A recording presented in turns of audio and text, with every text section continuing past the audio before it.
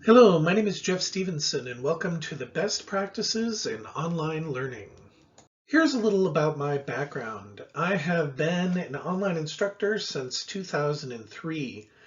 Over the time that I've been an instructor, my approach to online teaching has incorporated both behaviorist notions of the assembly line classroom, do X, Y, and Z, it'll add up to a paper. So do your assignment, turn it in here, as well as constructivist notions of self-directed learning and peer-to-peer learning, where students learn from each other and also have choices in what their assignments were and what their topics were for each of their papers. So for this presentation, I have found a great list of best practices for online learning, and it comes from chapter 3 of Betcher and Conrad's The Online Teaching Survival Guide, Simple and Practical Pedagogical Tips. And also to back it up, I've also found other perspectives from academic journals for the 3 different criteria that I have chosen. On this slide, you will see the 10 best practices that Betcher and Conrad have put forth in their book. And as you can see, the ones that are in red are the criteria that I have chosen for this presentation. You can look at the slide to find which 10 are actually there, but I'm just going to tell you which ones that I'm going to go over in this presentation. Best practice 2, create a supportive online course community. Best practice 5, use synchronous and asynchronous activities. And then best practice 9, combine core concept learning with customized and personalized learning.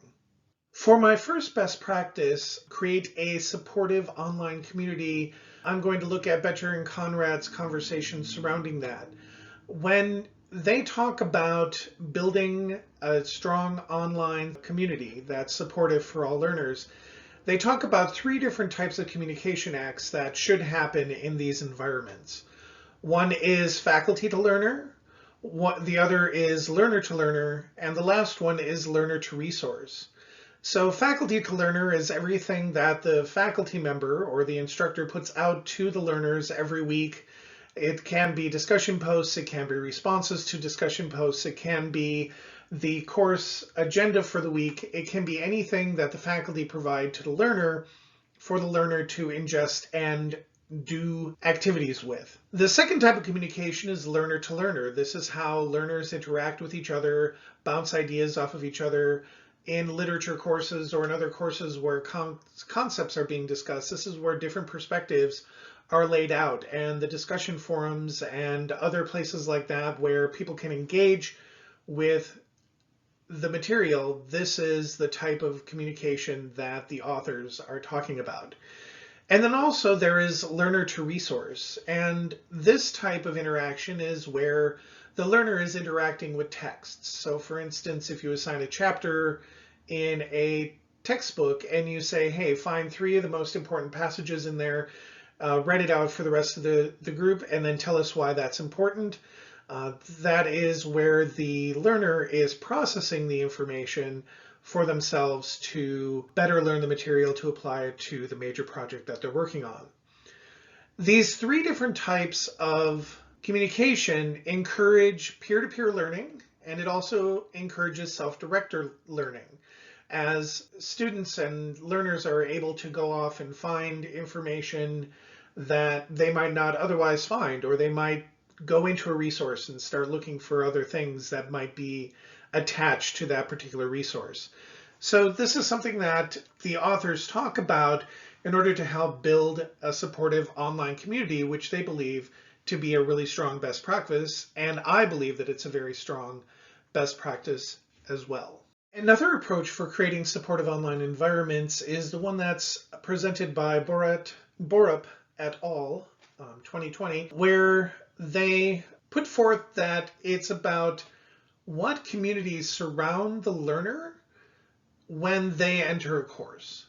So for students, the important thing to keep in mind is that they themselves have their own engagement. They have their own reason for being there. They have their own reasons for involving themselves in the course. And this is the engagement that they use that drive them independent of support from anybody else. So when they run into an issue, there is that student engagement component that says, I can do this by myself. There are also other support systems within courses that can be leveraged by students, and those are the ones from the course community itself. So going back to the previous slide, that would be the peer-to-peer or even the institutional resources that are available to the students. So all the student support services, all of the other academic support services that are available to them, the instructor, everybody else that's there for them is another resource that should be brought forth. And then the third one that the authors talk about is the student engagement that results from the personal community that the student actually has. In a higher education environment, this comes down to friend groups, this comes down to other peer groups that are not in the class, this comes down to families and so forth like this. And so it's a very idealistic model because not every student actually has a personal community support system that is there for them. However, these are things that the authors believe can be leveraged in order to help build the skills, knowledge, and dispositions that students need in order to thrive in online environments and create that supportive online environment for students so that we can maximize the different types of engagements that students have. So some of the key takeaways from this article here is that the authors talk about this from a general academic perspective, which includes a live instructor that sits and monitors classes, and there's an institution that surrounds them. It's not designed for corporate training or community education environments. But at the same time, one of the things is that this can also be something that can be leveraged in other environments, because we do also have to take into consideration the context of all of our learners when we're designing any type of instructional intervention. So to that end, this does reinforce Betcher and Conrad's suggested communication models, where there are 3 different groups of people or 3 different communication types that are happening within any given course. So student to faculty, student to student, and then student and resource. Those things also happen within here. They just are happening more at the external support system model rather than just within the course itself. So one of the things that this article does is it really expands the model to show external support systems and talk about motivation and engagement in a different way, where we're creating that supportive environment, we're creating that environment in order to help build their ability to think about stuff, their ability to do things, and their ability to be.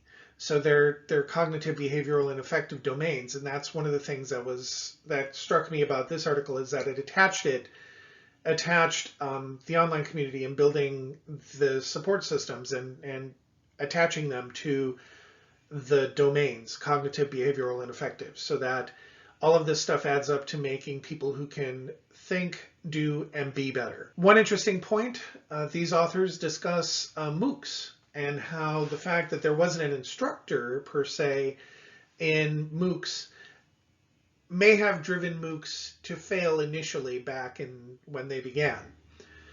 But they also pointed out that if a MOOC had a support system for students to talk amongst themselves, students were able to leverage that resource to help build clarity and to help each other out. So in the absence of instructor to student conversations, the peer-to-peer conversations supplanted that and did a decent job of acting as a substitute in those environments. So on the other side, one of the things I just want to remind people of is that the key takeaways from this particular best practice is that instructional designers and SMEs should recognize and leverage the communities that exist within their classes and their learners, so that students may or may not have a community outside of the classroom, but they might. And so we do need to recognize the fact that there are exterior resources outside of our classes that can be leveraged and brought into our courses.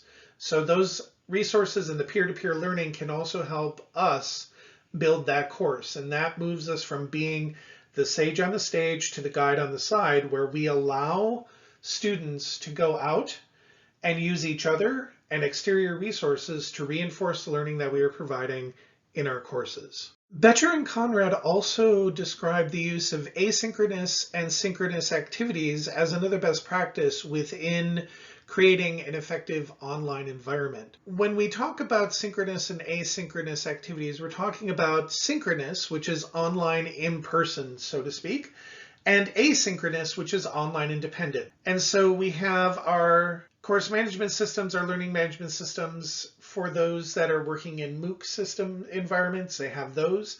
But we also have, for synchronous, we have Zoom and MST, and we have breakout rooms so that we can take students and we can put them into groups and put them into spaces and give each of them a task to report back. We can also use recorded lectures and things like Poll Everywhere and Kahoot. And then as time goes on, we'll move into Web 3.0, where we can start using virtual reality and augmented reality to help students do virtual dissections, which actually exist right now, and virtual engagement with simulations and other things like that, so that you'll have virtual and intelligent learning systems for students to do learning in one space, and they can do it in a group. And as the metaverse grows into an existence, there's probably a space for the metaverse within a synchronous environment where students will meet out on the metaverse to do an activity. We have all of these different tools that are available to us right now. And again, students have all of these technologies. The technology is there. There are tablets and smartphones and wearables. So the idea is that the classroom can be anywhere.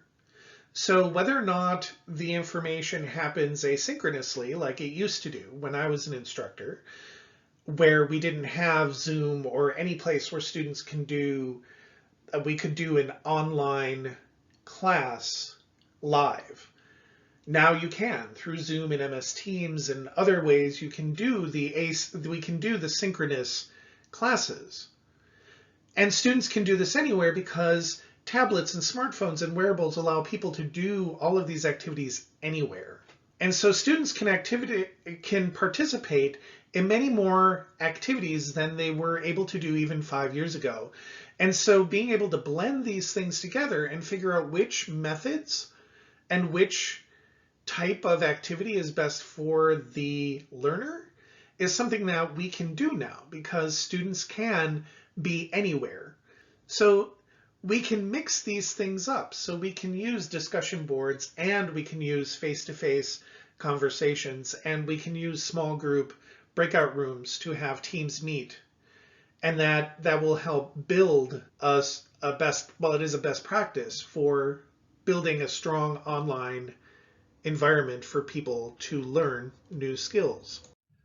One of the academic articles I found discussing the use of synchronous and asynchronous activities showed a model of how an activity could be done using a good mix of synchronous and asynchronous activities.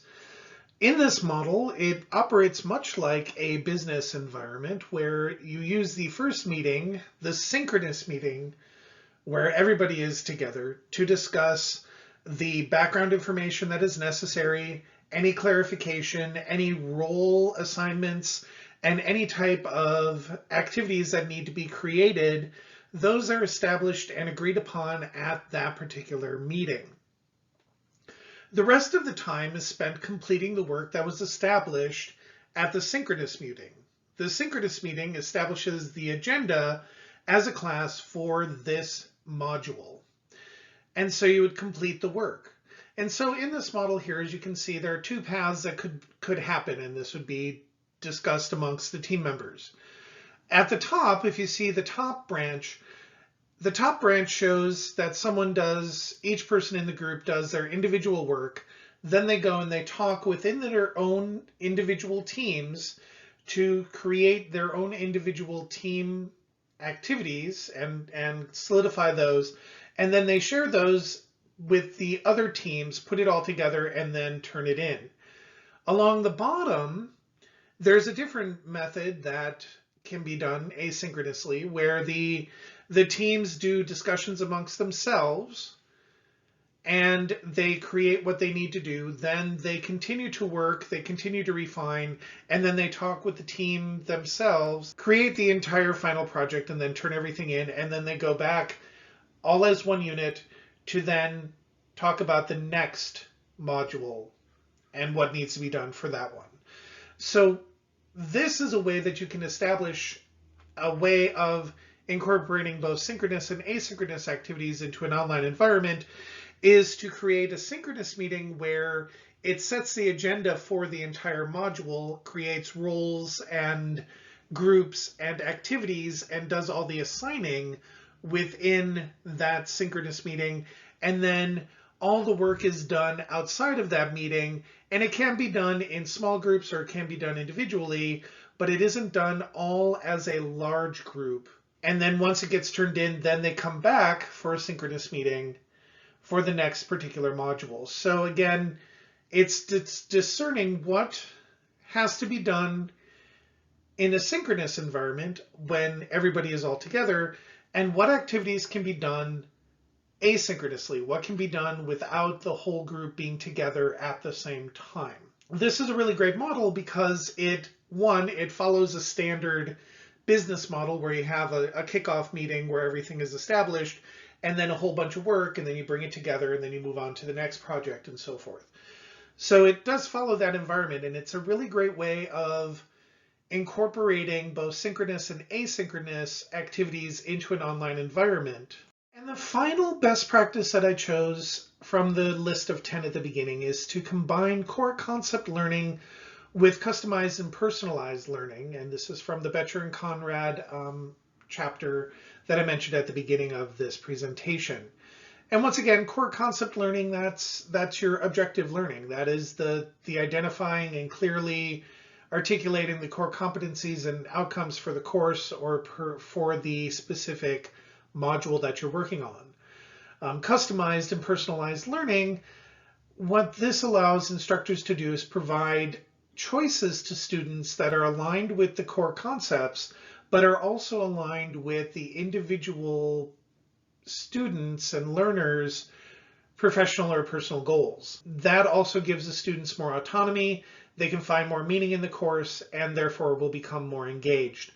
As a side note, when I taught first-year composition, I gave students the opportunity to choose their own research topics from a list of 2 years worth of CQ Researcher, which is about 100 different topics that they could choose from. From there, they would be able to choose which articles that they went after and so forth. So they had a lot of choice within the class to choose and personalize it to their own needs and wants, as long as it matched with the course competencies, which had to do with documenting and researching and putting together a well-documented research paper. One of the academic articles that I found on this particular best practice spends a lot of time reminding us how much this strategy promotes student-centered learning and student success. The reason that it does is it promotes what they call learner relevance, active learning, authentic learning, and learner autonomy. And these are really important tools because, again, it has to connect with, especially as we're looking at other environments like corporate training and other types of training that are not related to an academic environment. People are looking for the ways in which this training is going to equal to better performance. And so being able to have the people going into the class append it to something that they actually already do is really important because it helps put the power back into the students' and learners' hands. So again, it's important because this type of environment with customized and personalized learning creates that autonomy so that students can control the pace, the content, and the trajectory of the learning materials and the projects. So they get choice over that. They're applying the concepts of the course in the ways that matter the most to them. And this will create higher levels of student engagement because it is relevant, and students have more control over their learning environment so they can connect, they can use their own intrinsic motivation to drive them to succeed in this type of environment. So again, there's a learning objective, and then the student and the instructor can create activities that show the proficiency and that objective.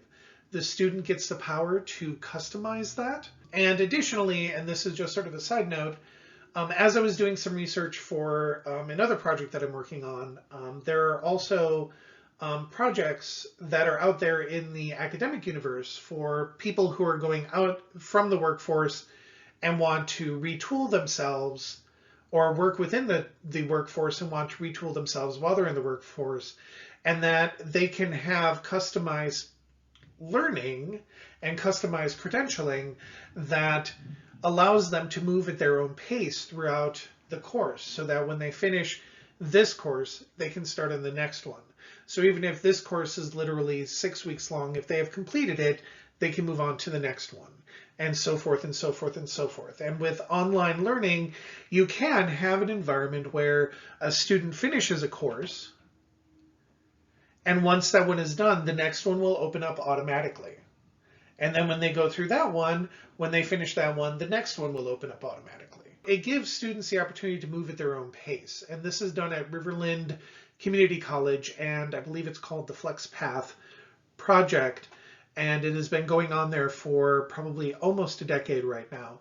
But again, it's saying, here are the core concepts you need to learn. These are the way that you get to learn it, and you can personalize it so that you can move through the things you already know to get to the things that you don't. When we talk about building great online environments, it's sort of easy to get wrapped up in just the instructional design and the pedagogy and the learning theory, but there are other things that need to also be kept in mind as we are designing these online environments, and that has to do with videography and graphic design skills, as well as the LMS capabilities. How strong is the administrative support for the LMS? And then also the instructor's proficiency with the LMS. So if instructors don't know about certain tools that would make their lives easier, it's not going to help students or themselves. And if the administrators don't know how to use certain tools or don't know how to turn them on or manage them, they don't work. As a side note, when I worked at Anoka Technical College, it took me 2.5 years to get the LMS administrator to find groups within Desire to Learn and activate them so that faculty members could break their discussions into smaller groups so that they could have small group online discussions. But it took 2.5 years for the administrator and I to find the right resources to get that tool enabled. So again, it's that, and making sure that students also are comfortable with the LMS. Do they know how to access the discussion tools? Do they know how to check their grade? Do they know how to do different things within it? Can they create a blog within Desire to Learn if they really need to create a blog, or so forth? And making sure that if there is a tool that you're trying to implement within the LMS, that students are aware of that. But that's part of the support systems that need to go there. But again, when we look at the overarching design aspects of the course itself or the online environment itself, we have to create one that is supportive. We need to find ways to create the conversations to make sure students don't get lost. We need to make sure that we mix both online and online in person, the asynchronous and synchronous activities, so that we can create an environment that creates that community and also helps people build the professional dispositions to operate in what could be a hybrid or remote environment moving forward in the work environment after the pandemic.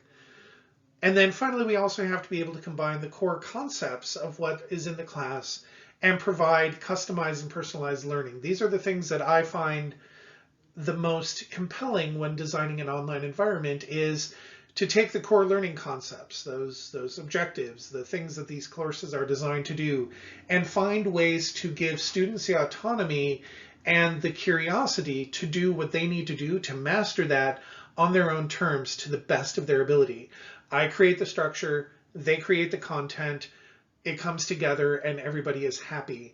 And so when we're designing an online environment, it's very easy for students to get lost and to be forgotten. And so when we're designing classes, we need to make sure that we're finding ways that we can engage those students in a way that will encourage them to continue and become highly successful in the environment. Thank you for watching. If you have any questions regarding this presentation, you can contact me at Stevenson Jeffrey at cityuniversity.edu.